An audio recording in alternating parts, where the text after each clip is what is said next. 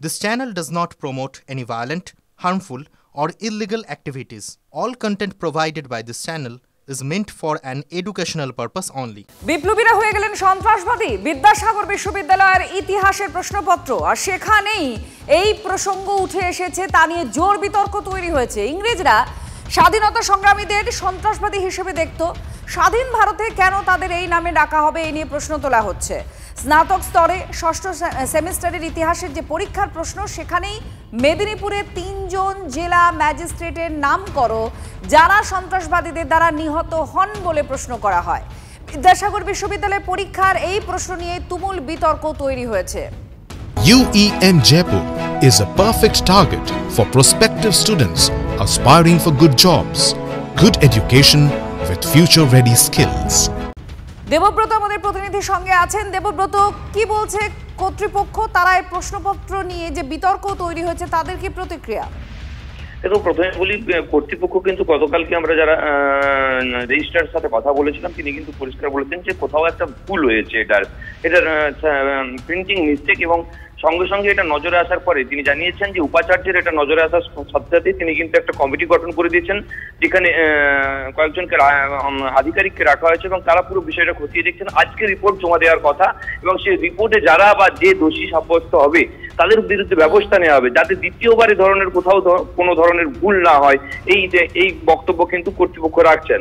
যদিও কর্তৃপক্ষের বক্তব্য একদিকে, কিন্তু মেদিনীপুর জেলা, যেটা স্বাধীনতা সংগ্রামের পীঠস্থান বলে পরিচিত গোটা ভারতবর্ষে, সেই জায়গায় এই ধরনের ভুল, তার ফলে মেদিনীপুর শহরের মানুষ এবং যারা বিমল দাশগুপ্তের ছেলে, যিনি স্বাধীনতা সংগ্রামী, তার যে ছেলে এখনো আছেন, তিনি কিন্তু বলছেন এটা একটা লজ্জা। শিক্ষানুরাগীরা বলছেন এটা একটা লজ্জা ভারতবর্ষের, এটা জেলার একটা লজ্জা, ভারতবর্ষের একটা লজ্জা।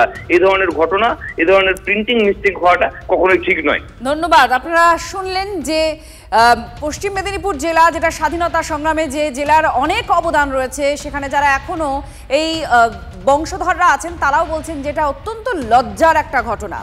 বিপ্লবীদের এই সন্ত্রাসবাদী আখ্যা কেন দেওয়া হয়েছে, এই যে প্রশ্ন, এই প্রশ্ন শিক্ষা মহলের একাংশের মধ্যে উঠে এসেছে।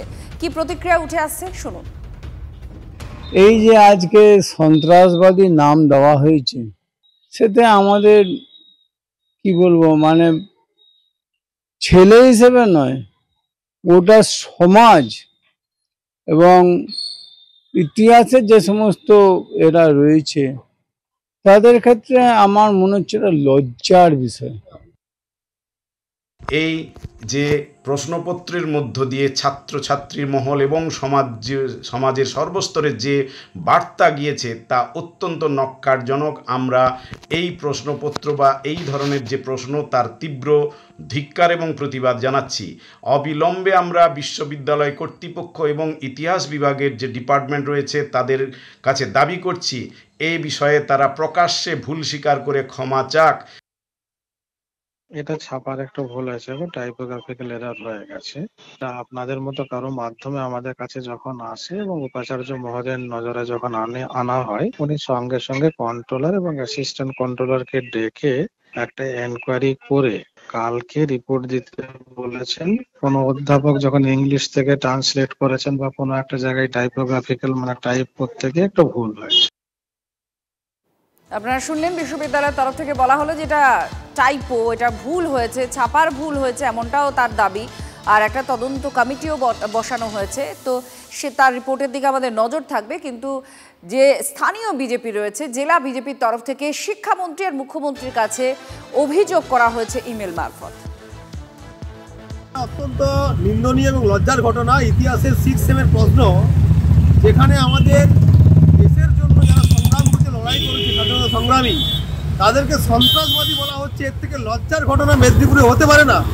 রাজ্যের শিক্ষামন্ত্রী, রাজ্যের মুখ্যমন্ত্রী, যাদের প্ররোচনায় এই ধরনের ঘটনা ঘটছে বারবার শিক্ষাঙ্গনে, আমরা দেখতে পাচ্ছি শিক্ষা ছাড়া সবকিছু হচ্ছে।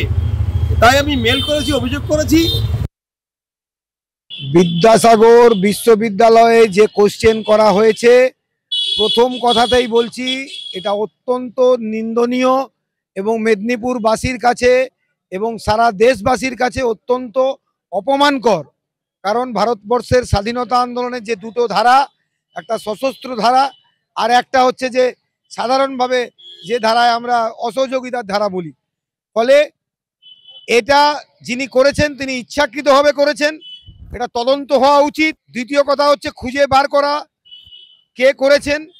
আর 2, অবিলম্বে ভাইস চ্যান্সেলরকে, উপাচার্যকে ক্ষমা চাওয়া উচিত।